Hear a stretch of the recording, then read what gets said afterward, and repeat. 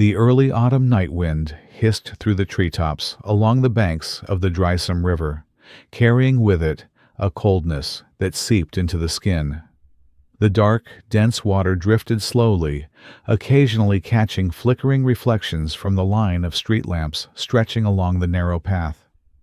Each step on the layer of dry leaves gave off a faint crunching sound, quiet, but enough to make one feel small in the vast space slowly sinking into the night. Anyone passing by at that hour would only want to hurry home, escaping the chill creeping up the back of their neck. But in the midst of this seemingly peaceful scene, something was off, like a wrong note in a perfect melody.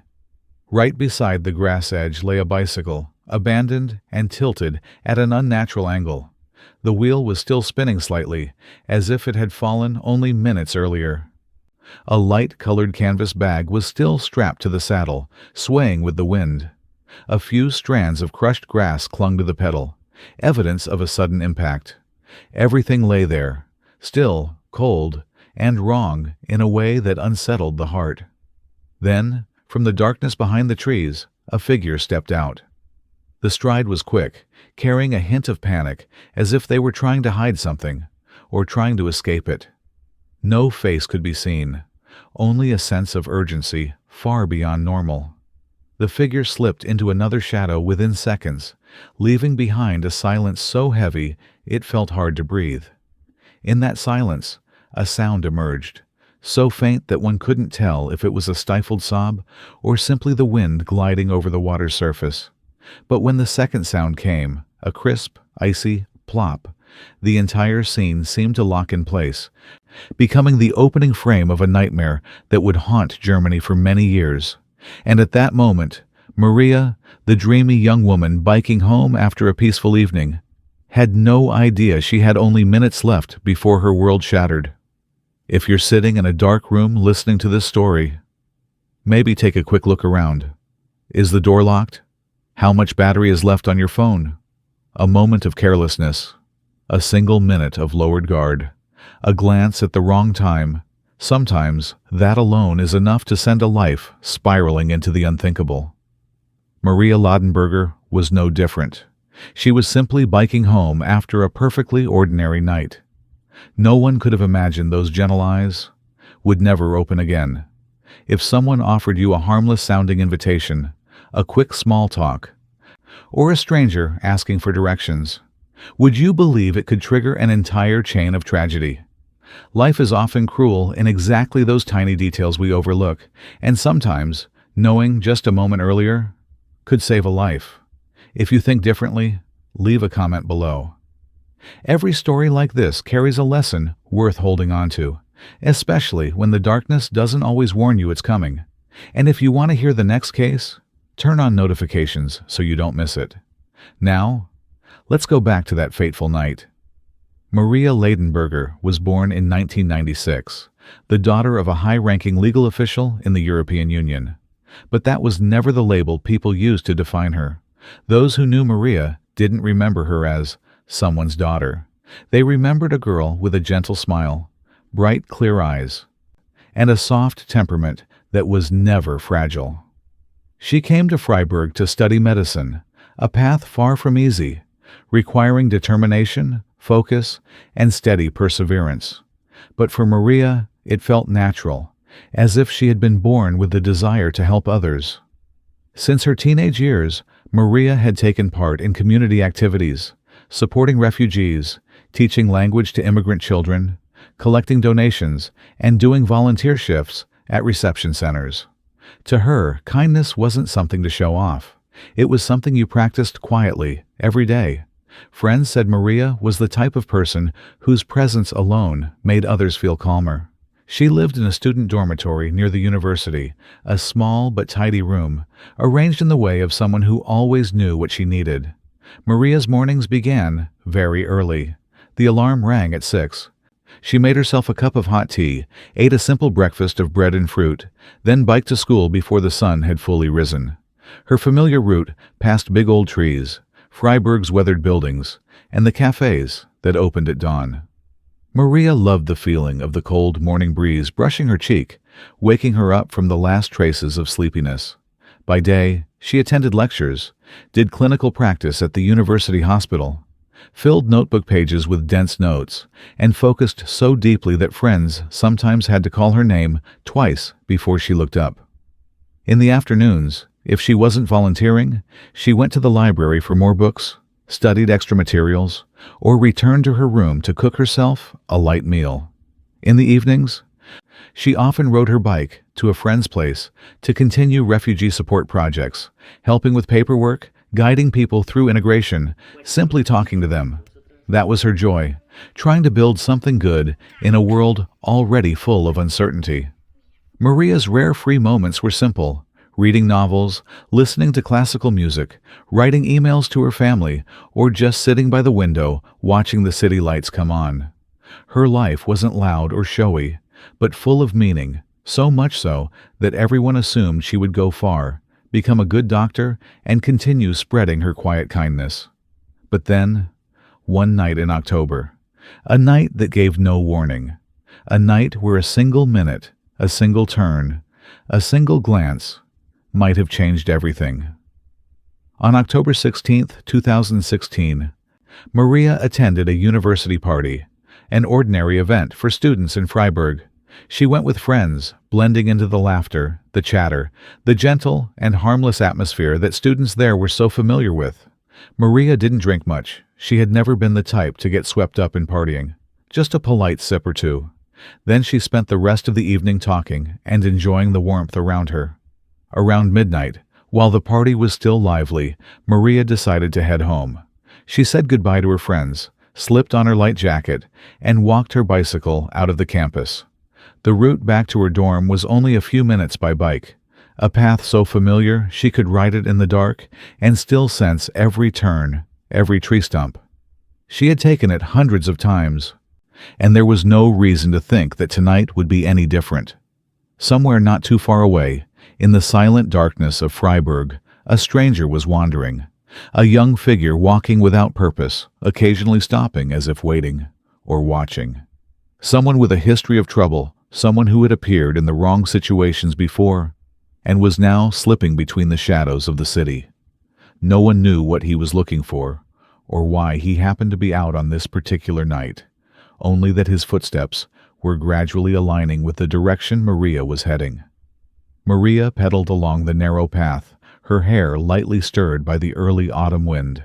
She had no idea that behind the trees, in the darkness near the riverbank, a pair of eyes was fixed on her. Some people later said there had been a strange chill in the air that night, like a quiet sigh from the world just before something terrible happens. But Maria seemed to have forgotten the need for caution. She only wanted to get home quickly after a long day, take a hot shower, curl up under her blanket, and rest before her class the next morning. Sadly, Maria would never make it home. A little after 2 a.m., the Freiburg air was cold enough to feel like a thin blade cutting across the skin. The path Maria chose ran along the Dreisam River, peaceful by day, but at night it became a long, continuous stretch of darkness, so quiet it felt unnerving. Streetlights were sparse, their small halos swallowed by the night after only a few meters. The surroundings were silent, save for the wind rustling through the leaves and the steady flowing of the river. It was the kind of place where, if you were alone, you'd instinctively pedal faster without knowing why. Security cameras on a nearby street captured the last image of Maria, biking calmly, her back slightly hunched with fatigue, but her pace steady and straight. No glance over her shoulder, no moment of hesitation, no sign that she sensed any danger approaching from behind. To Maria, it was just the final stretch before reaching safety. To the one following her, it was the moment everything began. A witness later said that, in the quiet of the night, they heard a sound like a bicycle wobbling, then something hitting the ground hard, followed by complete silence. But it was already past 2 a.m. People were half asleep, and the same familiar thought always surfaced. Probably just my imagination. No one stepped outside to check or confirm anything. The night closed again like every other night. Only from that moment onward, Maria was gone. At the dormitory, When Maria didn't return that night, her roommate initially assumed she had stayed over at a friend's place after the party, something not uncommon for students. A few messages were sent, like, "Text me when you get home," and then everyone, tired, slowly drifted off to sleep. The next morning, when daylight had fully set in, the roommate opened her phone and saw that the messages still hadn't been read. The first feeling wasn't fear, but confusion. She tried calling, but only the long, cold rings echoed back, like the morning air itself. As time passed, confusion turned into unease. Maybe Maria forgot to charge her phone. Maybe she lost it. Maybe she's busy somewhere. A string of rushed excuses formed, just to calm themselves down. But each unanswered call, each unread message, cut deeper into the thin layer of composure they were clinging to. By the time Maria was supposed to be at school, no one had seen her. At this point, worried was no longer enough. It was slipping into afraid. Early that morning, a close friend sent one last message. "Maria, are you home yet? I'm really worried." The line sat there on the screen, marked sent, but not seen. She stared at her phone, waited a few minutes, then waited longer. But no reply came. The uneasiness had now turned into pressure, weighing heavily on her chest, forcing them to act. Friends began messaging each other, asking frantically, "Have you seen Maria? Who did she go home with last night?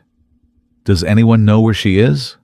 A few people threw on their jackets and rushed out of their rooms without waiting for any more reasonable explanations. They decided to search for her. The group split up and followed the familiar route Maria took every day, from the dorm to the intersection, then along the Dreisam River bank. The closer they moved toward the empty stretch of road, the heavier the air felt, as if the place itself sensed something was wrong. Suddenly, one of the guys in the group froze, eyes locked onto a spot beneath the grass edge near the river, then shouted, voice trembling, Her bike is here!" The bicycle lay crooked in the grass, as if it had been thrown there rather than placed normally. The chain was off the gear. The wheel tangled with wet blades of grass, and the seat was slightly scratched, as if it had taken a hard fall. Everyone rushed over, hearts pounding, eyes scanning frantically for any sign of Maria. A scarf, a bag, a figure standing somewhere, shaking. But there was nothing. Only the bike, lying there all alone. In that moment, the silence along the riverbank became more terrifying than any scream. The water of the Dreisam flowed quietly, its dark surface swallowing every reflection. It had been there all night, witnessing everything, yet saying nothing. The initial worry had now hardened into a fear that tightened around the throat. No one dared to speak the worst thought forming in their minds, but everyone was thinking it. Without hesitating any further, her friends immediately called the police, and from that moment on, the story was no longer a student who didn't come home after a party. It officially became a missing person case. A disappearance by the Dreisam River, where the night wind always carried the uneasy feeling that something in the darkness was watching. At 7:27 a.m., Freiburg police received the report of a missing female student. With only a few initial details, a disappearance during the night in an area where scattered assaults had occurred before, the case was instantly upgraded in priority. Less than 20 minutes later, investigators arrived at the riverbank. In the daylight, they saw no signs of an accident or collision, only a few scratches on the handlebars, as if the bike had been slammed to the ground. A pale handkerchief was found under a patch of grass, stained with mud, but it couldn't yet be confirmed as hers. The police began reconstructing possible scenarios: Maria falling into the river, being swept away, or leaving the area on her own. However, the water was too shallow to cause a serious accident. The riverbank showed no signs of slipping, and the idea of her leaving voluntarily didn't match her personality at all. When none of the hypotheses were convincing, they turned to security footage. Videos from nearby streets were reviewed that very morning, scanned second by second in search of anything unusual, and then they saw it. In a recording taken a few hundred meters from the scene, a figure appeared walking behind Maria. He kept a precise distance, not close enough to draw attention, but not far enough to be uninvolved. Slightly small build, lightly curled hair, a dark jacket blending into the night. He never turned his face toward the camera, and his pace wasn't rushed, as if he were simply wandering through the area. But the fact that he appeared just before Maria vanished caused the entire surveillance room to fall silent for several seconds. Police immediately narrowed down the list of men who had been near the riverbank at that hour. The list showed a few names previously checked for suspicious behavior in the area, and among them was one marked as a priority to investigate. No one dared conclude he was involved yet, but his troubling history made him the first person they needed to look into. From here, the investigation began revolving around the shadow captured in that footage, a man drifting through the night, and possibly the last person to see Maria alive. While the search teams combed along the Dreisam River bank, another investigative group focused on verifying the whereabouts of the main suspect seen on camera, Hussein. At the youth refugee center where he lived, police questioned the residents and received several notable details. Some said he had left the building very late that night, and one person even heard the door close around 1 a.m. When police approached him, Hussein appeared calm, insisting that he had slept all night and never left the center. But inside his room, officers found a pair of shoes still smeared with mud, the distinctive damp soil found only near the Dreisam River bank, where Maria had disappeared. The shoes were immediately taken in for forensic testing. An investigator discovered a few tiny strands of hair stuck in the sole, nearly invisible to the naked eye. DNA samples were sent for analysis the same day, while the search team continued inspecting the bushes along the river. Not long after, they found a small piece of fabric caught on a thorny branch near the water's edge. Its color and texture matched the clothes Maria had worn that night. When the DNA results from the shoe came back, every doubt sharpened into certainty. It was a complete match with Maria. A heavy silence filled the investigation room. This was no longer a disappearance, but an attack. Police returned to the refugee center for a second time. When summoned, Hussein was no longer as composed as before. He claimed he was misunderstood, said he didn't know who Maria was. But his words wavered under the growing weight of evidence building against him by the hour. Inside the interrogation room, Hussein seemed more collected than frightened, unlike many first-time suspects. He looked down at the table more than he looked at the investigators, answering critical questions in a flat, memorized tone. "I don't remember. I wasn't there. You're mistaken." When asked about the night of October 16th, he spoke too quickly when he should have slowed down, and remained silent too long when he should have explained. Behavioral experts brought in described Hussein as someone with shallow emotional reactions, prone to sudden violence when given the opportunity, yet skilled enough at masking himself to appear childlike or misunderstood. When investigators placed the surveillance footage in front of him, Hussein didn't flinch. He merely shrugged and said bluntly, "So it looks like me. What does it matter?" That coldness chilled the investigators more than the DNA ever could. When the police decided to take him to headquarters for formal questioning, no one doubted they were closing in on the truth, though it was a truth no one wanted to face. And, at that exact moment, a voice burst from the search team's radio, panicked, breathless. "We found her!" Everyone knew that, in this situation, those words carried no hope. Maria's body was found on the morning of October 17th, just one day after she went missing. She lay beneath a cluster of trees near the water's edge, half of her body submerged in the wet grass, the other half exposed under the pale morning light. The scene sent chills through even the most seasoned investigators. Her clothes were muddy, her hair tangled, and her body bore signs of a violent struggle before being brought to the riverbank. The freezing water flowed around her, as if trying to carry away the last traces of the horrific fight. The forensic conclusion confirmed a truth that left everyone breathless. Maria drowned, and the most frightening part was that she had still been alive when she was pushed into the water. Hussein Kavari, the man being held for questioning, was not an unfamiliar name in European criminal records. Before setting foot in Germany, he had already been convicted in Greece in 2013 for attacking a woman. According to the case files, a peaceful evening was shattered when a woman stepped outside her home and was suddenly approached by a young stranger. He asked for directions, and within seconds the interaction turned violent. The woman fought back fiercely, but Hussein pushed her off a rocky ledge more than 8 meters high. What followed was a heavy thud and a silence that chilled anyone who heard about it. Strangely, the victim survived. Her body landed in a large bush below, softening the impact and leaving her conscious enough to remember his face. When arrested, Hussein gave inconsistent statements, denying everything, then admitting parts of it. The Greek court sentenced him to 10 years in prison, but because of lenient reduction policies and weak supervision systems, he was released after not even 2 years. And the most frightening detail, on the day he was freed, Hussein disappeared from Greece like a ghost. Had the original 10-year sentence been fully enforced, Maria might never have crossed paths with him, and her death might never have happened. After receiving a 10-year sentence, he was released early after less than 2 years and vanished from Greece while still supposed to be under supervision. He entered Germany using falsified age documents, claiming to be a minor, and was placed under youth protection as an unaccompanied teenager.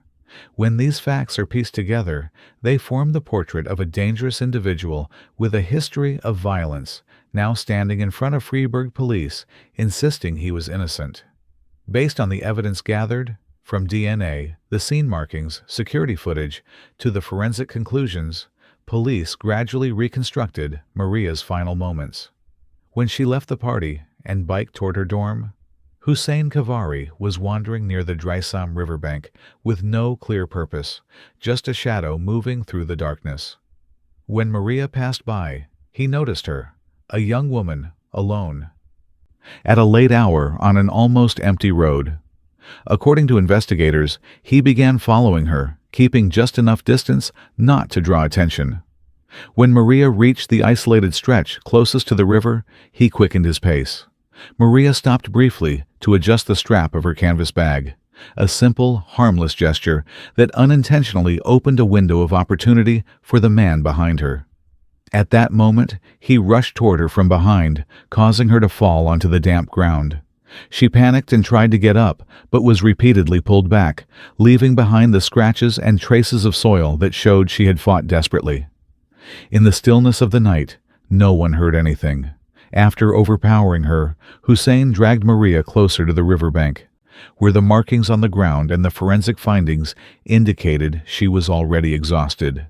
The injuries documented confirmed that Maria had endured a violent assault and was no longer able to defend herself in the final moments. When she could hardly resist anymore, he pushed her toward the water's edge, leaving her weakened body to the cold river. The forensic specialist described the scene in detail, so meticulously that even the most seasoned investigators fell silent for a few seconds.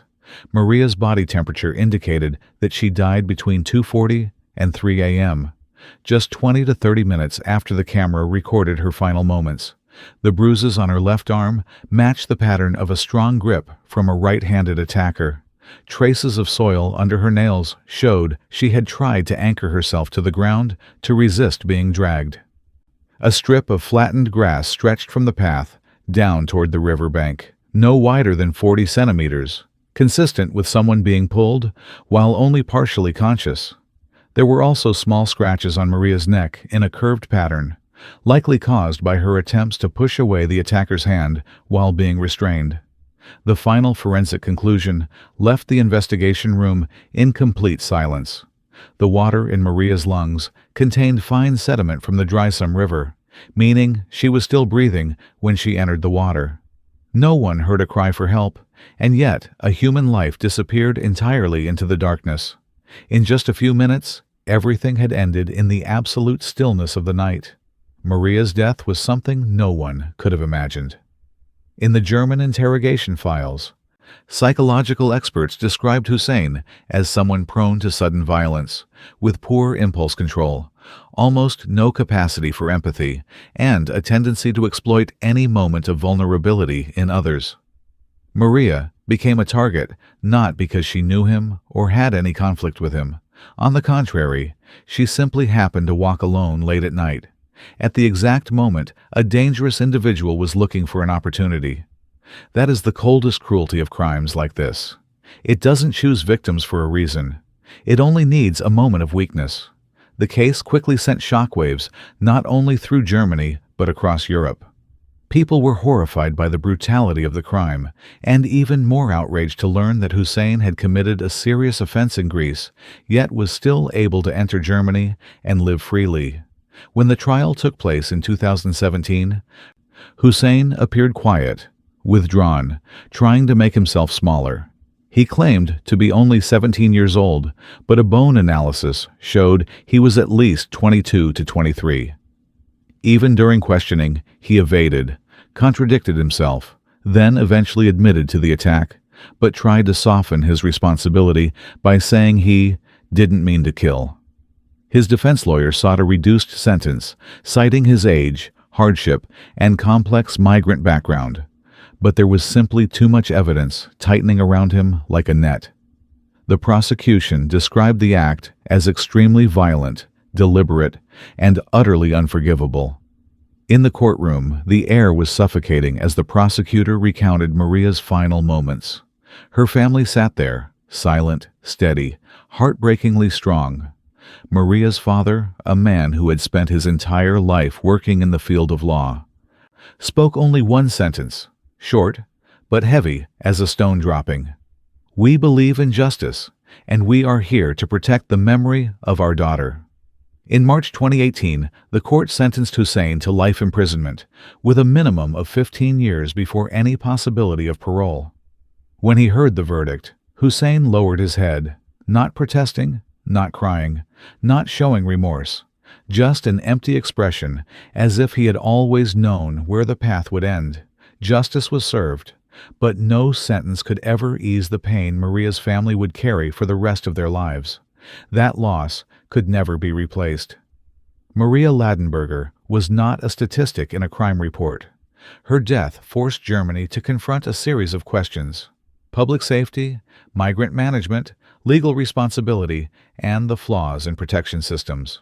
But above all, Maria deserves to be remembered for the way she lived, kind, warm, compassionate, not for the way her life ended.